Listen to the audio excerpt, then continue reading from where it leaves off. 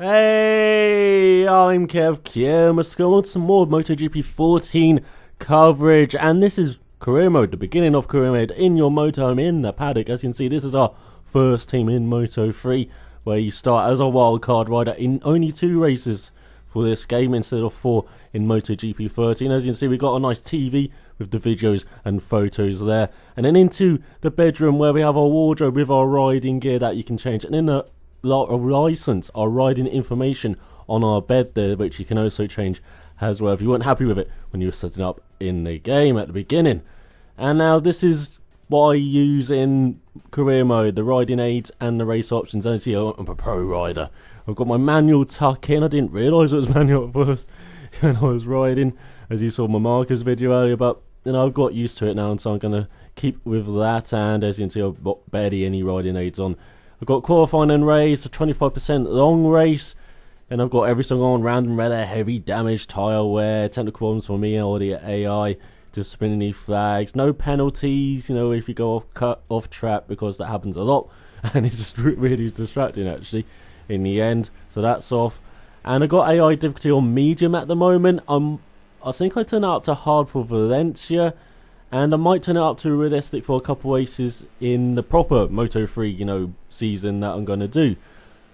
But on hard, I'm barely keeping up with the AI. I'm kind of on their pace. So if I turn it up to realistic, and as you can see at start, as you drop back a bit, it's going to be hard to make my way up the order, you know, and make it an interesting video basically, because I'll be struggling with the AI pace in the race. In qualifying, it's kind of hard to finish behind the AI medium if you have a very good race pace, because it seems like the AI are like a couple of seconds faster in the race. To really up the AI's race pace in this game, you know, it's a bit strange actually, especially in this one in Brno, because in Valencia it's less noticeable. I think they're only like a second or second and a half faster, but in Brno they're 3 seconds faster, as you can see on this pole lap, you know, very nice and smooth around the Brno circuit on the Moto3 bike.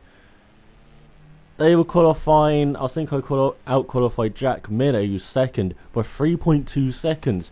And then in the race, he's doing that pace in the race. So I'm equal pace with the AI in the race, even though in qualifying, I was out-qualifying them by miles. And remember, this is on the medium difficulty. And so maybe because I did it Valencia on the hard difficulty, I think, maybe the gap, you know, decreases from qualifying to the race, or it's just something wrong with the Brno with the wildcard race at first. Maybe because you have that rubbish bike and you get a better bike for Valencia if you do very well. So you know, there's lots of you know, factors there, lots of variables there that might explain why, you know, there's quite a difference in AI pace from the qualifying. As you can see, unfortunately, my footage kind of glitched near the end of qualifying, so I didn't see the end of my lap, but I did a 209.7, 3.2 seconds out ahead of Miller. We got Rins right up. They had Marquez, Venati, Vazquez, Isaac Vinales, Danny Kent, all in the top 10. So that is the grid. Let's do this first wildcard race, and as you can see, it put me in helmet count for no particular reason. I think that's like just a glitch that's carried over from MotoGP 13 when that used to happen quite a bit. But as you can see, we get a good getaway, a bit too much wheel spin though, a bit of a wheelie going on there as we go into the first corner, and we're going to stick it out wide. We don't get into the mess of the AI in the inside there. We want to make sure we're on the outside. Bit risky, because even though the AI touch, you know, they can come out wide, you know, take you out, but we're trying to get a good run, get on the power early and go through a couple of guys there threading the needle up to 12th place from 13th. Well, we've lost it already because we did our trick from MotoGP 13. The only setup change I really used to do was changing the gearing, you know, change it down one to get great acceleration, which really helps when you're, you know, racing their AI, and you can just out drag them out the corners, or if you're trying to set them up, brake a bit early, get on the power early, you can just out drag them out of the corners there. And so yeah, the AI, exactly like MotoGP 13, I found, you know, they're just running their own race. They're going to have a couple of incidents occasionally, but you can really take advantage of them by breaking into the corners later, as you see here, into the tight left-hander, or as I said, just braking early and then setting them up out the corner, because they're just going to run in their own pace, and then you can just out drag them out of it and get past them. So we're up to 7th place now, past Danny Kent there, our British rider. He's been in, I swear he's been in the lower reaches of the Grand Prix motorcycling circuit for ages now, Danny Kent. But he's in Moto3 this year. And we've got Cornfell in front when we're nudging past Cornfell into the long right-handers. Vasquez and Fanati, oh, they're battling hard in front, and there's a great battle for the lead there. I think that's 3 riders separated by a blanket. Well, you could put a blanket over them, I think. Not separated by a blanket. I'm making no sense here as we go out of the right-hander up the hill and into that previous left-hander. You don't really have to brake into that corner because it's uphill. It does most of the braking for you, so you can just gently be on the brakes and make sure you just get the bike into the apex. And this penultimate corner, I find it quite actually the hardest corner on the circuit, because this corner here is flat out virtually in the Moto3 bikes, and so you really have to be careful with your line into that penultimate corner. So set yourself up for that run through that last corner, because if you get the line slightly wrong, you're not going to be flat out. You're going to lose some speed going into this first corner, and you might lose out to the AI as we are battling hard. I think this is Cornfell here as Alex Marquez, the younger brother of Marc Marquez, is doing the fastest out the race. And we got Rins and Miller fighting it hard for the lead. It was nice to see Alex Rins fighting hard for the win in 2014, as he sadly hasn't done it too much in real life, but I'm sure his points will pick up as the season is going on now. And Miller's back into the lead jam, and he's definitely been fighting for wins in Moto3 in real life. And we've got Vasquez in front by over a second, and who's behind us? As he dropped back? No, there he is, right onto our tail, as predicted, into that corner. As I said, I'm losing straight line speed to the AI, but I'm making sure I'm accelerating them out the corners. And as I said, it really does help when battling the AI, because they're just running their own races and they're battling hard. And look at this, we've almost got a front 5 going on here, and we're just trying to kill ourselves onto the back of this as go into the left-hander in that middle section there, where you know it's very tricky corners, those second gear corners in these bikes. That's where you can really gain on the AI of what I have found here. As you go down the hill now towards the long right-hander, beautiful corner here. As you brake, and you're braking over some bumps here, so you've got to make sure you brake before the bump, or you're going a bit wide like I did there. And so you got to really hook that bike up very early. Well, not very early in the corner, because you want to get a bit of a late apex, because you can get on the power very early through that corner. But you know, make sure you're a bit closer to the apex than I was then, to make sure you don't run out right like I did. And as you can see, we're right on the back now of Vasquez here. Oh, we're just 0.3 of a second behind as Cornfell's fallen back over a second half behind us now. But as I said, we're losing out on the straights, but we're gaining in the corners. As you can see, having a little look on the outside, but making sure we're setting ourselves up here for this final corner onto the third lap now, almost halfway through this race. And we have got a front 6 going on here. Miller, Rins, Marquez, Fanati and Vasquez. And now we are in 7th, and that Miller's done the fastest lap of the race. We've done our 2:09.2.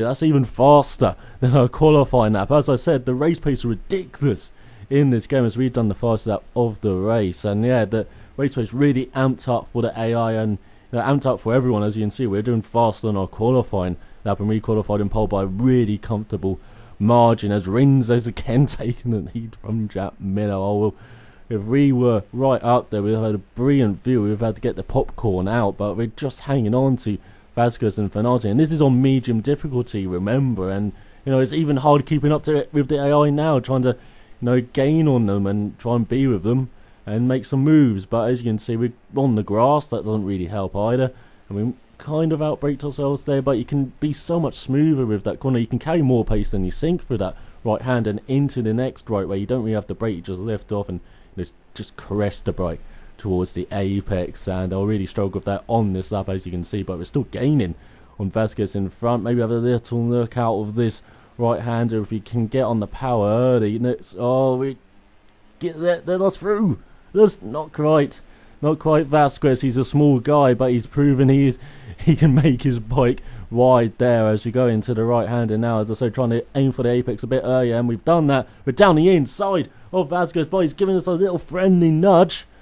How dare you, Vasquez, trying to unsettle us here. But we've made it up to 5th place. We're back in the top 5, and now the front 4 of Fanati has got up to that front 3, almost there, as you can see. And Miller's once again taking the lead from Rins. Let's go through the right hand. It's not really a braking corner there. You can perhaps use a bit of rear brake if you want to get the bike in towards the apex, but it's really almost a flat out corner here in the Moto3 bikes. In the MotoGP bikes, much different story though. And as you can see, into the penultimate corner, we've lined that up beautifully as Rins has taken the lead back from Miller. And we can go almost flat out through that last corner now onto the penultimate lap.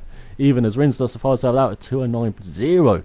And he's leading from Miller. Marcus is still there holding shotgun there for Rins. Just there in third place. Got Fanati in front of us in the Sky Italia team, run by Valentino Rossi as well. I think his first year with a junior team in the Moto3 category. And we are in fifth. We've got a bit of a gap to Marcus behind us. I think as Miller has taken Rins again into the third corner, I believe that is, into this left-hander. And again, that's a late apex corner really. You can really hook that bike up very late, or you can hook it up early. You can really take that left-hand corner any way you want it. And in that right-hander, virtually flat out again, you can use some rear brake to get the bike towards the apex if you want.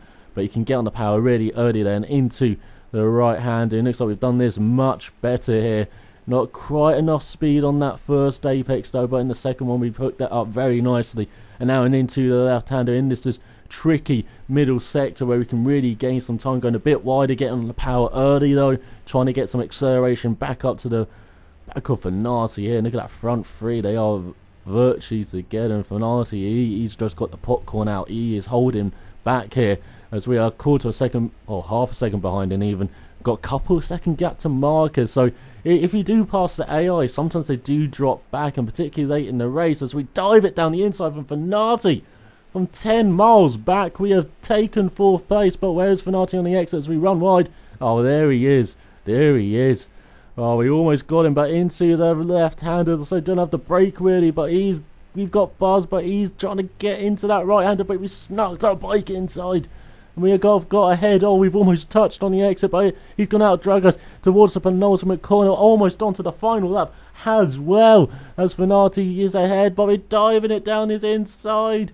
Almost, as we got the front three virtually to get onto that final lap, and we're up to fourth place ahead of Fanati. Can we hold it over the line though? As I said, we're a bit slower on the straights as we go into the final lap, and he's getting past us. But again, we can dive down the inside into this first corner here. Lovely corner as well, this right hander. Bit frustrating as we do the fast lap of the race, just into the 208s there. I think that's as close as you can get. But as I said, on the AI, they don't seem to accelerate well of that corner. So if you have the setup like me with the bit of acceleration, get on the power early, get in there, slipstream, you can keep with them. Maybe make a move into the left-hander. Oh no, we went to the back of Fanati. That's not how you meant to make the move. And to go into the right-hander now, we're looking down his inside. We have really got to look down his inside if we want to win this race and even get on the podium, as we get a warning for corner cut in there. Bit naughty from us. But as we go into the right-hander now, Rins has taken the lead from Miller. Marquez, I don't know what he's doing. He's just hanging back there still. It's the final lap, my son. You've got to battle as we do these corners beautifully as we go down the inside for Fanati. Oh, now we can push hard on this final lap, and I've noticed on this final lap with the tyre wear maybe factor in the AI a bit slower on this final lap. So even though I'm kind of on my own speed, you know, they're a bit slower. I'm gaining. We are over a second behind Marcos. We've got almost a second gap to Fanati already behind us as we are pushing hard to gain up to this front three. Have we left it too late though to get past Fanati? As he held us up a bit, that Italian there. As going into the right hand, and now we made that brave move of Fanati on the last lap. Didn't quite work out. Took us half a lap to get past him. But we're right on the back now, it seems, of Marcus, of Miller, of Rins as they battle for the win. Look at this through the left-hander. If we can get a good run out of the right-hander as we cooked it up nicely. Maybe getting a slipstream now of the front three. Can we maybe look to make a run towards the line to get past Marcus out of that final corner as we now go towards the smallest corner as they're battling hard. Marcus making a move. Rins and Miller, how are they making that corner as we've gone onto the grass? We have failed in our mission of trying to, well, you can shortcut the corner there. That's just slowed us down, unfortunately. But the front three cross the line. And Miller's taken the final corner as he, from Rins, from Marcus, and we are in fourth place on our Moto3 debut, in quotation marks, in the wildcard race in MotoGP 14, ahead of Fanati in fifth. And yeah, not bad race for us. We just left it too late to get past Fanati, and he really did hold us up on that penultimate lap. But there we go, 1.4 seconds behind Miller. And then Rins, then Marquez, Fenati, Vasquez, Cornfell, Isaac Fernandez, Miguel, even Oliveira from Portugal there. And yeah, got nice experience points. So I've got a new rider, and I've got lots of fans, as you will see. But I hope you enjoyed this. I'm going to show you the Valencia Wildcard race as well. So out for watching. So with 8,000 fans, till then, cheerio.